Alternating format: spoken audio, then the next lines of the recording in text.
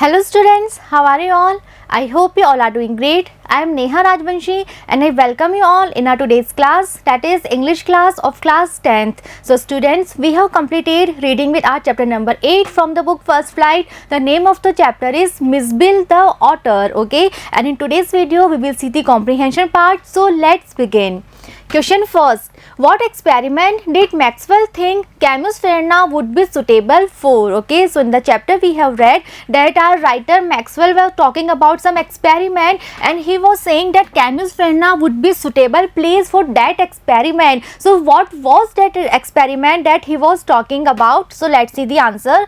Camus Ferna would be suitable for keeping an otter. So what was that experiment? That experiment was to keep an otter as a pet and he said that Camus Ferna is very suitable place for this experiment. और ऐसा क्यों था? Because it was ringed by water as a very short distance. क्योंकि जो Camus Ferna जगह थी, it was ringed by water. Okay, वहाँ आसपास काफ़ी पानी था and otters live mainly in water. और जो otters हैं, they like water so much. वो पानी में रहना उनको बहुत ज़्यादा पसंद है. इसीलिए Camus Ferna was a very suitable place to keep an otter. Okay.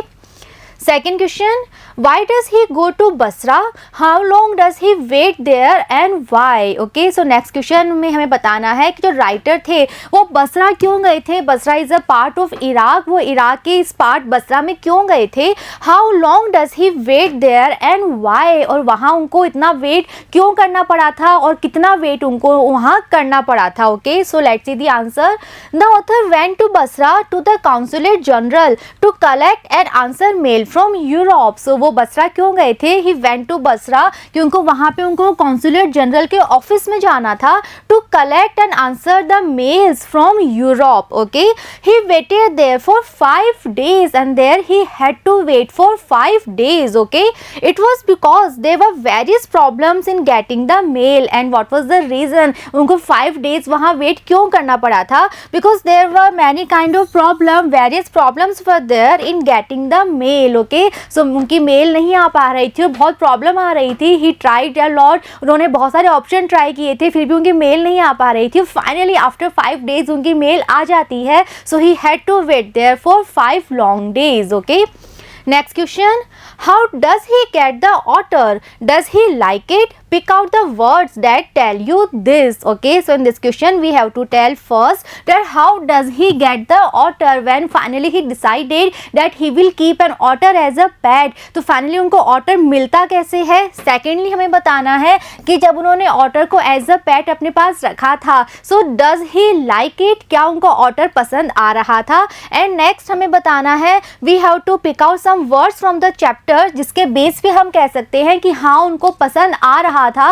और अगर हम कह रहे हैं कि नहीं उनको अपना पेट पसंद नहीं था, then again we have to tell some words from the chapter जिसके बेस पे हम हमारा आंसर दे रहे हैं. Okay, so let's see the answer. He got the otter from the 2 Arab. So first हमें बताना था कि उसको ऑटर कहाँ से मिला था. सो राइटर को ऑटर कैसे मिलता है. From the 2 Arabs. 2 अरब थे जो वो उस ऑटर को लेके आते हैं. He went to the bedroom with the mail. So हमने पढ़ा था that when writer was in Basra और जब उनकी फाइनली मेल आ जाती है, so he went to his bedroom to read the mail. He saw a sack having the otter. और जब अपने बेडरूम में जाते हैं, there he found 2 Arabs with a sack. और जो उनके पास सैक था उस सैक के अंदर there was the otter. The Arabs told him that otter was his. और वहाँ पे वो जो अरब्स हैं वो उस otter को उस सैक को हैंड ओवर कर देते हैं, राइटर को बता देते हैं that it is his otter. The author liked it very much. And secondly हमें बताना था कि क्या राइटर को वो उस ऑटर पसंद आया था या नहीं. So yes, the author like the otter very much. We know this from his words. And otter fixation used to describe his feelings towards the otter. और चैप्टर में हमने क्लियरली पढ़ा था, राइटर ने एक वर्ड यूज किया था N otter fixation. और ये वर्ड उन्होंने यूज किया था to describe his feelings towards the otter. So because of this words, because of this description we can say that he liked his pet otter very much. Okay. Next question, why was the otter named Maxwell's otter? Okay, so जो otter था उसको Maxwell's otter क्यों कहते हैं? Answer, the otter was named by zoologist as Lutrogale perspicillata maxwelli, hence it is called Maxwell's otter in short. Okay, so chapter में we have read कि जो otter था पहले ये साइंस में ज़्यादा नॉन नहीं था, ज़्यादा साइंटिस्ट इसको जानते नहीं थे, बट लेटर जब ये पॉपुलर हुआ तो जो जूलॉजिस्ट थे उन्होंने इसका काफ़ी एक लंबा नाम रखा था। And what was it's real name? इसका नाम क्या था? लुट्रोगेल पर्सिपिलेटा मैक्सवेली। ओके, अभी ये काफ़ी लंबा नाम था, सो इसको शॉर्ट में क्या बोला जाता था? Maxwell's otter. Okay, next question, take the right answer. In the beginning the otter was, so हमने पता चैप्टर पढ़ा है, सो चैप्टर के बेस पे हमें बताना है दैट इन द बिगिनिंग जब राइटर के पास वो ऑटर आ जाता है, सो इनिशियल डेज में उसका बिहेवियर कैसा था, वो राइटर ने किस तरह से उसको डिस्क्राइब किया है। So we have to take the right answer. We are given with some options, इस ऑप्शन में से जो राइट आंसर है we have to take that right answer. Okay, so what are the options? First is aloof and indifferent, second is friendly, next is hostile. Hostile means unfriendly. Okay, so chapter में हमने पढ़ा था, writer ने describe करते हुए कहा था कि बिगिनिंग में जो ऑटर था that was neither friendly NOR hostile. Okay, वो कैसा था? That was aloof and indifferent, वो बिल्कुल अकेला रहना चाहता था, राइटर से दूर रहना चाहता था और किसी भी तरह से रिएक्ट नहीं कर रहा था, ना तो उसका रिएक्शन फ्रेंडली था और ना ही ऐसा था जिसको देखकर राइटर ये कह पाए कि बहुत ही अनफ्रेंडली है। ओके, बिल्कुल न्यूट्रल था, वो बिल्कुल वो अलूफ था, अकेला रहना चाहता था। Okay, so what is the right option? The right option is that in the beginning the otter was aloof and indifferent. Okay, next question, what happened when Maxwell took Miss Bill to the bathroom? What did it do 2 days after that? Okay, so in this question we have to tell that when writer Maxwell finally when he took Miss Bill to the bathroom, so bathroom में जाने के बाद Miss Bill ने कैसे react किया था, वहाँ जाके उसने क्या क्या किया था, क्या होता है जब फर्स्ट टाइम वो बाथरूम में जाता है, एंड आफ्टर 2 days वो क्या करता है, फर्स्ट टाइम बाथरूम में जाने के आफ्टर 2 days वो क्या उसने किया था। Okay, so answer, when Maxwell took Miss Bill to the bathroom for half an hour, the otter went wild with joy in the water. So when Maxwell took him to the bathroom for the very first time, then he was almost wild with joy. वो बिल्कुल एक तरह से वो he was so happy in the joy, he was almost mad. Okay, he was almost wild and he plunged and rolled in it. और जब उसने वहाँ बाथ टब देखा, बाथ टब में पानी देखा, so he was so crazy कि वो क्या कर रहा था, वो बार बार पानी में डाइव कर रहा था, जंप कर रहा था, he was rolling in the water, he shot up and down the length of the bathtub under water. और जो बाथटब था वहाँ पे that was full of water, so उस वाटर की में वो अंडर वाटर तक पे जा रहा था, and he was again he was just shooting up and shooting down in the water. Okay, so he played so much, उसको पानी इतना ज़्यादा अच्छा लग रहा था that almost you know इतनी देर तक वो वहाँ पे almost half an hour वो वहाँ पे खेलता रहा था पानी के साथ। Okay, he made enough slosh and splash, और पानी में वो बहुत ज़्यादा slosh splash कर रहा था। After 2 days he escaped from the author's bedroom, he entered the bathroom to play in water and with the tap. And what happened after the 2 days? So after 2 days when he got the opportunity, when he got the chance, he just escaped from the author's bedroom. Okay, writer उनको अपने bedroom में रखा करते थे author को, but when he got the chance he escaped from his bedroom. And where did he go? He just went to the bathroom. और क्यों गया था वो बाथरूम में? To play in water and with the tap. तो उसे bathroom इतना पसंद आया था क्योंकि बाथरूम में पानी था और जो ऑटर्स है उनको पानी बहुत अच्छा लगता है, पानी में खेलना उनको बहुत पसंद है, इसलिए जैसे ही उसको अपॉर्चुनिटी मिली वो बेडरूम में से निकल के कहाँ चला जाता है? To the bathroom. Okay, next question, how was Miss to be transported to England? Okay, so in this question we have to tell about the writer's biggest challenge, one of the biggest challenge that was there for him, that how to transport Miss from Basra to Camusferna. So ये जो उसके लिए इतना बड़ा challenge था, जो task था writer के लिए, ये उन्होंने कैसे परफॉर्म किया था, फाइनली वो अपने ऑटर को बसरा से लेकर कैमुसफेर्ना तक कैसे गए थे। Okay, so answer, Mij was to be transported to England by air. So first of all क्या ऑप्शन था उनके पास, उन्होंने ये डिसाइड किया था कि वो बाय एयर अपनी जर्नी करेंगे। The British airline didn't fly animals, और जो वहाँ की ब्रिटिश एयरलाइन थी they were having some rules and according to those rule जो एनिमल्स थे they were not allowed in their flight. So the author booked a flight to Paris on another airline and from there to London. So the writer has to figure out some other way, और उन्होंने दूसरा option क्या दिया था, वो एक और वहाँ पे अनदर एयरलाइन थी वहाँ उन्होंने बात की थी। सो वो जो एयरलाइन थी उन्होंने एनिमल्स अलाउ कर रखे थे बट उनकी डायरेक्ट फ्लाइट नहीं थी लंदन तक की। सो राइटर ने क्या किया था, first he booked a flight to Paris and then from Paris he has to go to London. Okay, the airline insisted that Mij should be packed into a box not more than 18 inches square to be carried on the floor at the writer's feet. Okay, अब उस airlines के भी कुछ rules थे, animals allow कर दिए थे उन्होंने बट एनिमल्स को भी कैसे कैरी करना है, कैसे ट्रांसपोर्ट करना है, उसके भी कुछ रूल्स थे। And according to those rules जो मिस था उसको एक बॉक्स में पैक करना था और बॉक्स की जो साइज़ थी वो भी बिल्कुल प्रिसाइसली बता दी गई थी, that should be not more than 18 inches square. Okay, so इस तरह की बॉक्स में उसको पैक करना था and that box should be carried on the floor at the writer's feet. Okay, so इन सभी रूल्स को फॉलो करते हुए राइटर ने उसको ट्रांसपोर्ट किया था from Basra to Camusfearna. Okay, next question,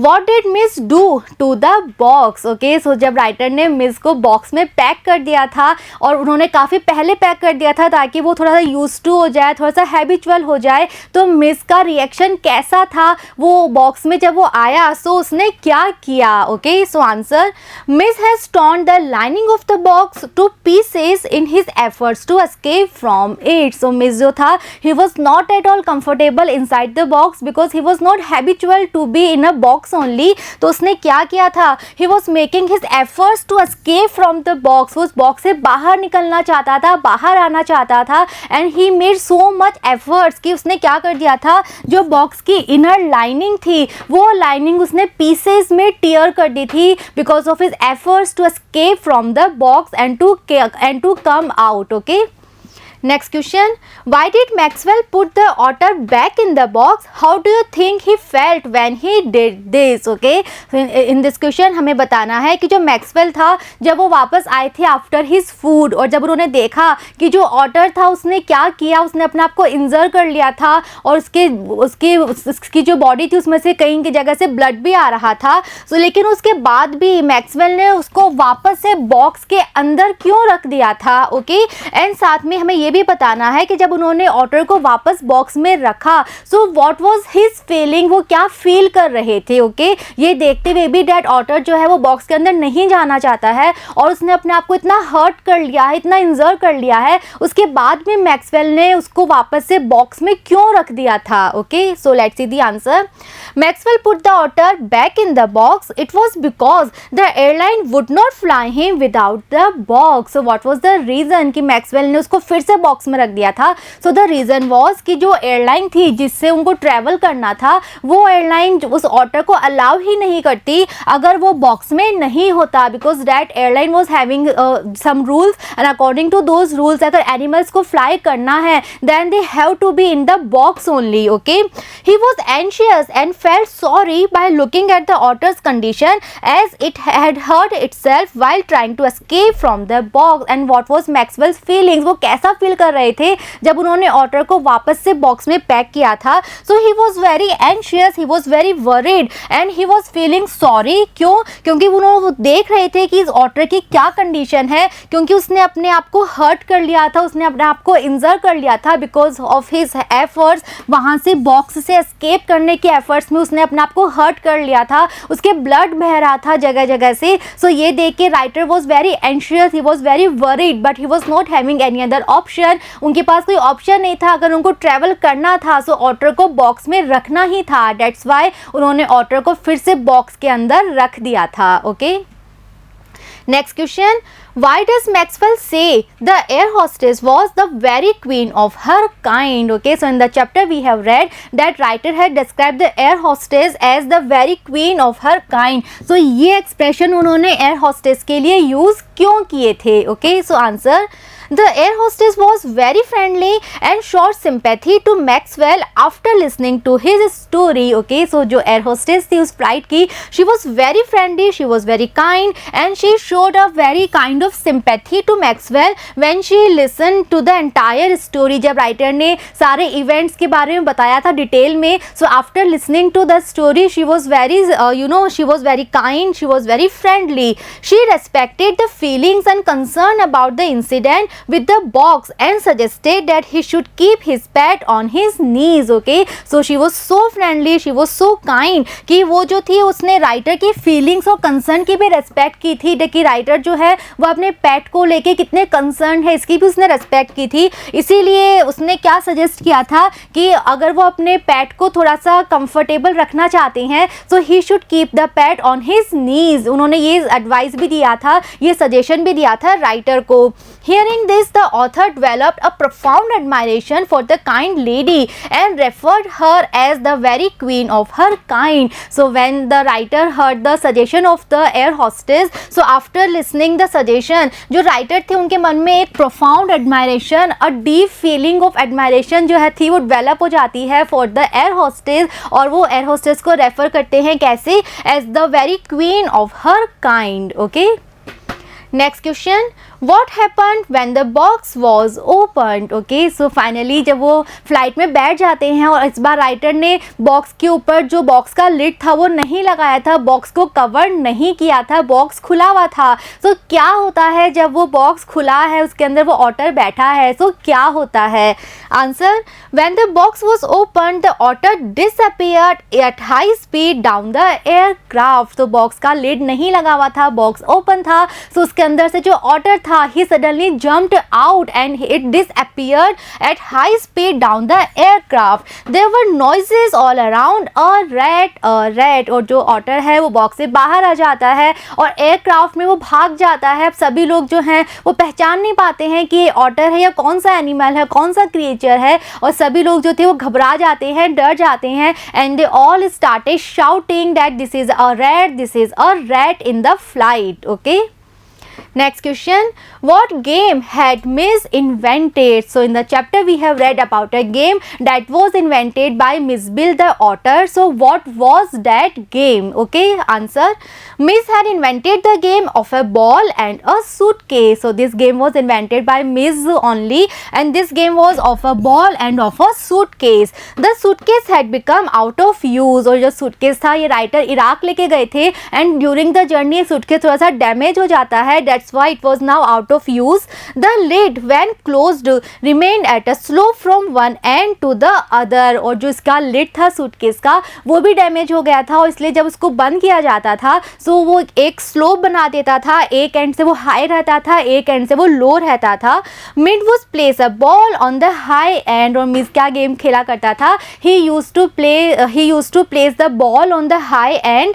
He would run to the other end to ambush the arrival of the ball, grab it and trot off with it to the high end once more. और वो high and पे जब उसने ball रख दी और जब तक ball high and से रोल होते हुए लो एंड तक आती तब तक वो मिसबिल जो था वो खुद ही बिल्कुल अपनी फास्टेस्ट स्पीड पे रन करते हुए वहाँ आ जाता. And then he use to wait for the ball. और जैसे ही बॉल आती वो ऐसे रिएक्ट करता जैसे he is very surprise, he is very shocked. And then he use to grab the ball and then again one more time he use to place the ball on the high end. Okay, so इस तरह से वो बार बार इस ball के साथ and with this suitcase वो इस game को खेला करता था. और ये गेम उसे इतना इंटरेस्टिंग लगा करता था that he used to play for this game for half an hour at a time. Okay. Next question, what are compulsive habits? What does Maxwell say are the compulsive habits of school children and Miss? Okay, so in the chapter we have read about the compulsive habits. कुछ compulsive habits होती हैं, हम सब में भी होती हैं. I am sure आप सब में भी कुछ ना कुछ ऐसी habits होंगी जिसके बारे में आप खुद भी इतने aware नहीं होंगे कि ओके हमें हैबिट है क्या, बट हम सब में होती हैं जो कि हमारे कंट्रोल में नहीं होती, वो हमारे एक नेचर का पार्ट बन जाती हैं, हमारी लाइफ का एक पार्ट बन जाती हैं. सो क्या होती है कंपल्सिव हैबिट्स और चैप्टर में मैक्सवेल ने क्या क्या बताया है about the habits of school children and about the habit of miss. Okay, so answer, Compulsive habits are those habits which are indulged in by the people at any cost. So compulsive habits क्या होती हैं? ये वो habits होती हैं जो हर एक individual में होती है और इन habits को हमें पूरा करना ही होता है at any cost. Okay, they become the integral part of the people's lives through constant use. और हम इसका constantly use करते हैं, डेली बेसिस पे हम इन हैबिट्स को परफॉर्म करते हैं, इसीलिए ये हमारी लाइफ का एक इंटीग्रल पार्ट बन जाती हैं. Okay, now we have to tell the compulsive habits of the school children, जो कि हमने चैप्टर में पढ़ी हैं. सो हमने चैप्टर में क्या पढ़ा था? The writer describe some of the compulsive habits of school children. So in the chapter the writer has describe some of the compulsive habits about the school children. As they place their feet squarely on the centre of each paving block, they touch every seventh upright of the iron railings. They pass to the outside of every second lamp post. Okay, so these are some of the example जो हमने chapter में पढ़े थे कि जब school children रास्ते में होते हैं, स्कूल जा रहे हैं या फिर स्कूल से वापस आ रहे हैं, सो ये कुछ हैबिट्स हैं जो वो अपने रास्ते में परफॉर्म करते हैं. ओके, फिर चाहे वो पेविंग ब्लॉक के बिल्कुल बीच में पैर रखना हो, फिर चाहे वो आयरन रेलिंग्स के एवरी सेवेंथ रेलिंग को टच करना हो, या फिर एवरी सेकेंड लैम्प पोस्ट से आउटसाइड की तरफ आना हो. So this are some of the examples of the compulsive habits of the kids. Okay, secondly we have to tell the compulsive habit of Misville. Miss would tuck the author to the wall of the school near his house. So Miss Bill की compulsive habit क्या थी कि वहाँ जो उनके flat के पास में primary school था, स्कूल की जो वॉल थी, सो जब भी वापस से अपनी वॉक से आया करते थे, सो मिस बिल क्या करता था, वो राइटर को पुल कर दिया करता था उस वॉल तक, and then he would jump on the wall, he would then gallop the full length of its 30 yards. Okay, so वो राइटर को पुल कर देता था and then he use to jump on the wall and then he use to run and cover the entire length of the wall that was of 30 yards. तो ये भी इसकी compulsive habit बन गई थी जो कि उसको डेली परफॉर्म करनी ही होती थी. Okay, next question, what group of animals do otters belong to? Okay, so in the chapter हमने ऑटर के बारे में काफ़ी इंफॉर्मेशन पढ़ी हैं. सो हमें बताना है कि जो ऑटर्स हैं वो कौन से ग्रुप ऑफ एनिमल से बिलोंग करते हैं. Answer, otters belong to the small group of animals called mustelines. These are shared by the badger, mongoose, weasel, stout, mink, etc. Okay, so in the chapter we have read this information that जो otters हैं they belong to very small group of animals and this group of animals is called as mustelines. और इस group में और कौन कौन से animals और आते हैं, ये ग्रुप शेयर किया जाता है by the badger, mongoose, weasel, stout, mink and others. Okay, so इस तरह से ये मस्टलिन एक ग्रुप होता है जिस ग्रुप में ऑटर्स भी बिलोंग करते हैं. Right, next question, what guesses did the Londoners make about what Mij was. Okay, so in the chapter we have read कि जब राइटर लंदन में थे अपने ऑटर के साथ और जब वो वॉक्स पे जाया करते थे और बाकी जो लोग थे वो राइटर को देखा करते थे विथ हिज पैड, सो वो क्या क्या गैसेस क्या करते थे कि ये पैड कौन सा हो सकता है, ये कौन सा एनिमल हो सकता है, जो वेराइटी ऑफ गैसेस थे वो क्या क्या थे. Okay, so answer, the Londoners made guesses that Mij was a baby seal, a squirrel or a walrus. So क्या क्या गैसेस आया करते थे जब भी राइटर निकला करते थे अपने पेट को लेके, सो वो लोग अनेबल थे रिकॉग्नाइज करने में कि ये ऑटर है. अपार्ट फ्रॉम द ऑटर वो सारे गैसेस कर लिया करते थे. सो कुछ कहा करते थे that it is a kind of baby seal or a squirrel or a walrus. It was also a beaver, a bear cub, a leopard and a brontosaur. Miss was anything but an otter. Okay, so other guesses क्या थे? Some of the guesses were that it was also a beaver, a bear cub, a leopard or it can be a brontosaur. और finally writer को ये कहना पड़ा था कि according to the guesses of the people, Miss was anything but an otter. So Miss Bill को देख के लोग सारे guesses कर लिया करते थे. variety of guesses उनके पास होते थे, वो उसको किसी भी एनिमल से रिलेट कर लिया करते थे. सो मिस जो था वो कुछ भी हो सकता था, पर उनके लिए मिस बिल एक ऑटर नहीं था. वो कभी भी ये गेस नहीं करते थे that it can be an otter. Okay, Next question.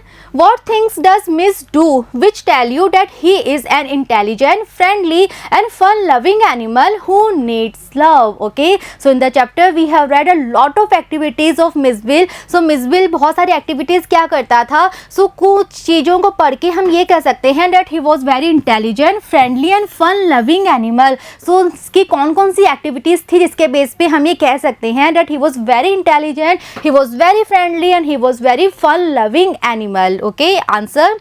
Miss proved his intelligence when he invented his own game of ping pong ball on a worn out suitcase of Maxwell. Okay, so first of all हमें बताना है कि वो काफ़ी एक intelligent creature था. तो हम कैसे कह सकते हैं? So उसने अपनी इंटेलिजेंसी प्रूव कर दी थी. कैसे?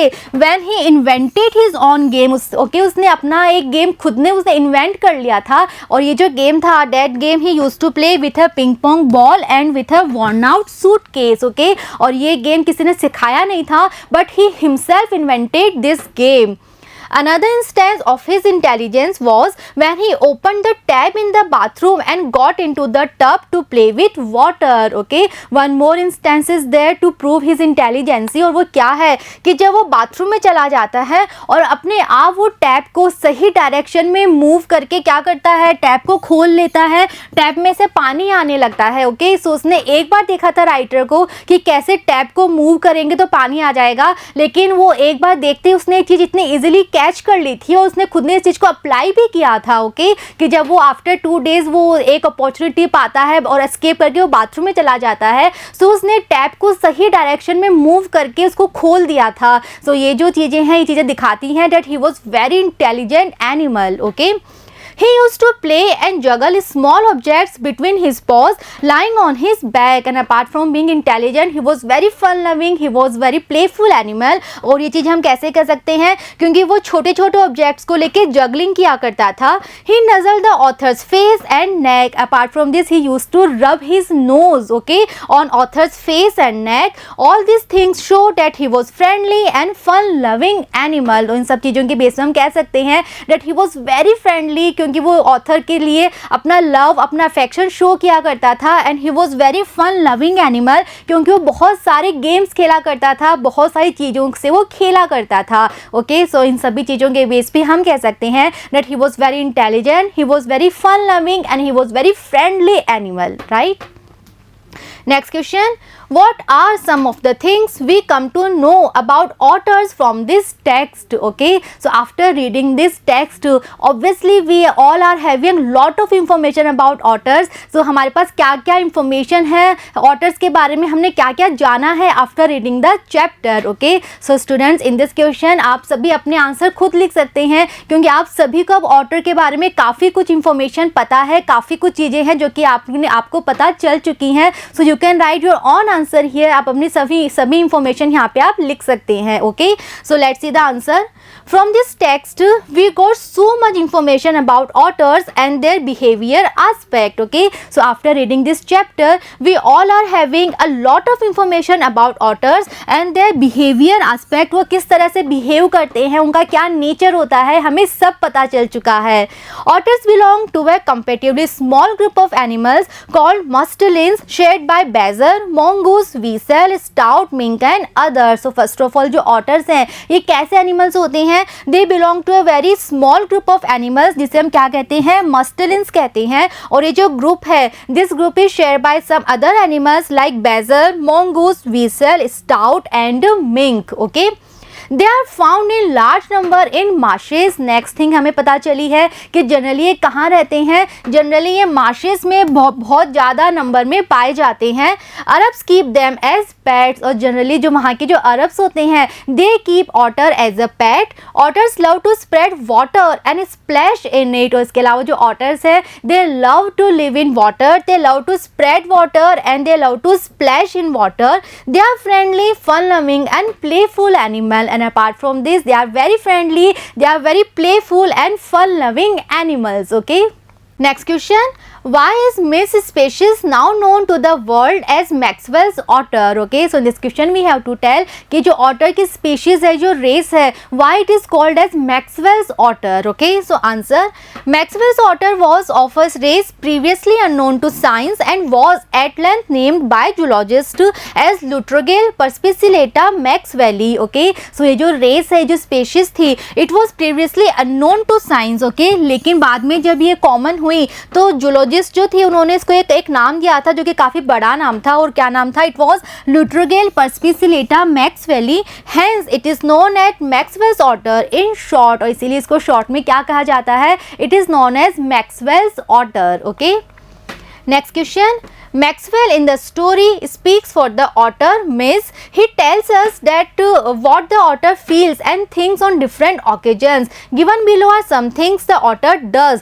Complete the column on the right to say what Maxwell says about what Miss feels and thinks. Okay, so chapter में हमने बहुत सारी एक्टिविटीज़ पढ़ी हैं मिस की, कि मिस किस तरह से रिएक्ट करता था, किस तरह से उसका नेचर था. सो नेक्स्ट हमें कुछ चीज़ें दी गई हैं, उनको पढ़ के हमें बताना है that according to the writer उन सब सिचुएशन में जो मिसबिल था वो कैसे रिएक्ट करता था, वो क्या सोचा करता था. Okay, so first is plunges rolls in the water and makes the water splosh and splash. Okay, so जब मिसबिल जो था वो पानी में खेला करता था, he used to plunge in the water, he used to roll in the water, और वो वाटर को स्प्लैश और स्प्लोश किया करता था. so उस समय वो क्या फील करता था, क्या वो सोचा करता था? so answer, he thinks it is a hippo and is very happy. so according to the writer वो इस तरह से बिहेव करता था like he is a hippo, जैसे एज ए हिप्पो जो होते हैं वो पानी में रहते हैं, पानी में रहना उनको कितना पसंद है. सो ये ऑटर मिसबिल ये भी ऐसे ही रिएक्ट करता था like he is a hippo,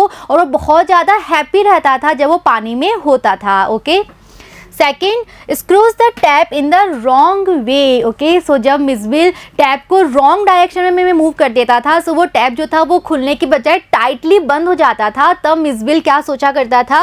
he chitters with irritation and disappointment. तो उस समय मिसबिल बहुत ज़्यादा इरिटेट हो जाता था, बहुत ज़्यादा वो डिसअपॉइंटेड हो जाता था, और वो अजीब सी आवाज़ निकाला करता था because of disappointment, because of irritation. Okay, next is nuzzles Maxwell's face and neck in the aeroplane. Okay, so जब एरोप्लेन में फाइनली ये अपने आप आता है राइटर के पास, और वो राइटर के नेक पे और राइटर के फेस पे नज़ल करता है, अपनी नोज से रब करता है. सो उस समय वो क्या सोच रहा था? Answer, he feels much comfort and content after its distressed chitter. Okay, so जब फाइनली वो वापस राइटर के पास आ जाता है, so now he was very comfortable, क्योंकि उस एंटायर एरोप्लेन में जो राइटर थे वही एक ऐसे इंसान थे जिसको वो जानता था. ओके, सो जब वो सारे अननोन फेसेस को देखता है और फाइनली जब वो वापस राइटर के पास आ जाता है, so now he was very comfortable. Okay, next, read the story and find the sentences where Maxwell described his pet otter. Then choose and arrange your sentences to illustrate those statements below that you think are true. Okay, so now we are given some of the statements and after reading the statements हमें बताना है कि उनमें से कौन से statements हैं जो कि true हैं. Okay, so let's see. Maxwell's description, जो Maxwell ने हमें description दिया है इस chapter में. So after reading the description, first his description makes me seem almost human like a small boy. So जो उन्होंने description दिया है मिसबिल का, क्या उसको पढ़ने के बाद हमें ऐसा feeling आती है कहीं ना कहीं that मिसबिल was like a human, like a small boy. So this is true, क्योंकि उन्होंने जिस तरह से describe किया है, जिस तरह से वो juggling करता था, जिस तरह से वो पानी में खेल रहा है, जिस तरह से वो toys से खेल रहा है, so all his activities were like of a small boy. Okay. Second, shows that he is often irritated with what Miss does. So इनका जो description है राइटर का, क्या वो ये दिखाता है कि वो मिस की एक्टिविटीज से इरिटेट होते थे? So no, obviously this is not correct, क्योंकि वो मिस की एक्टिविटीज़ को काफ़ी इंजॉय किया करते थे. Whatever Mij use to do, वो जो भी करता था, जैसे भी करता था, उसकी सभी एक्टिविटीज़ से राइटर बहुत हैप्पी होते थे और उसकी एक्टिविटीज़ को वो इंजॉय किया करते थे. So this statement is not a true one. Okay. Next is shows that he is often surprised by what miss does. तो क्या वो मिस की एक्टिविटी से सरप्राइज हो जाया करते थे? सो यस, वो सरप्राइज होते थे कि वो कितने इंटेलिजेंटली बिहेव करता था, उसने किस तरह से कंपल्सिव हैबिट्स डेवलप कर ली थी, वो जिस तरह से जगलिंग किया करता था, जिस तरह से उसने टैप को सही डायरेक्शन में मूव करना सीख लिया था। तो इन सभी हैबिट्स को देखकर राइटर्स सरप्राइज हो जाया करते थे। Okay, next is of miss antics is comical. Antics means behaviour aspect और एक्टिविटीज। सो उनको ऐसा लगता था कि जो मिस की एक्टिविटीज हैं वो काफ़ी कॉमिकल हैं। सो यस, वो काफ़ी कॉमिकल उनको लगा करती थी, जिस तरह से वो जगलिंग करता था, जिस तरह से उसने अपनी कंपल्सिव हैबिट डेवलप कर ली थी। Okay, next is shows that he observes the antics of miss very carefully. वो मिस के एक एक एक्टिविटी को काफ़ी केयरफुली देखा करते थे। सो यस, वो काफ़ी केयरफुली, काफ़ी क्लोजली ऑब्जर्व किया करते थे मिस की हर एक एक्टिविटी को। Okay, next is shows that he thinks Mij is a very ordinary otter. क्या उनको ऐसा लगता था कि मिस जो है वो काफ़ी एक ऑर्डिनरी ऑटर है? सो नो, वो मिस से काफ़ी इम्प्रेस्ड थे। उनको लगता था कि वो काफ़ी स्पेशल ऑटर है, वो एक नॉर्मल ऑटर नहीं है, वो इतना प्लेफुल है, वो इतना फ्रेंडली है, इतना फन लविंग है। So is not an ordinary otter. Okay, last is shows that he thinks the otter is very unusual. उनको लगा करता था कि जो ऑटर्स होते हैं वो काफ़ी अनयूजुअल होते हैं। सो यस, उनके लिए ऑटर काफ़ी स्पेशल थे और वो मिस से काफ़ी ज़्यादा इम्प्रेस्ड थे। Okay, so students, we have completed all the questions, we have completed the comprehension part that is there in the chapter. I hope the chapter and all the questions, everything is very much clear to you all. In the next video we will start with our next poem. So see you in the next video. Thank you.